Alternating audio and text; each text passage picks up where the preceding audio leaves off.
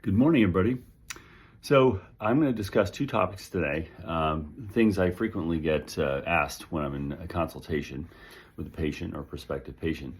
The first is about facelift, and patients will ask, well, I don't want a full facelift, or what is a full facelift? And that's really just to explain it in the surgeon's terms. A full facelift is really sort of part of the vernacular language. When we refer to a facelift, when a surgeon or facial plastic surgeon refers to a facelift, we're talking about the cheek, the jawline, and the neck, okay? And then there's also what we describe as a brow lift. So brow lift is part two of the conversation. People will ask, well, do I need a brow lift? And a brow lift is a little bit more of a subjective conversation.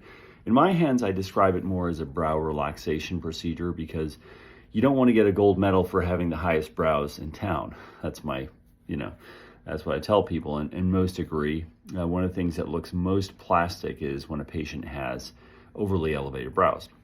So I tend to do what's called an endoscopic forehead lift for most of my patients. That's a minimal incision type procedure with incisions in the hairline, okay?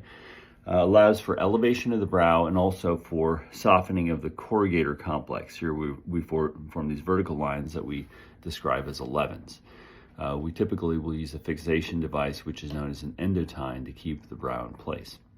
But again, my preference is to have a look that looks better, but not strange and not overly elevated. And when I finish this video, I'll show a couple of examples of what I describe as a good brow lift, and you'll kind of get a sense for my aesthetic.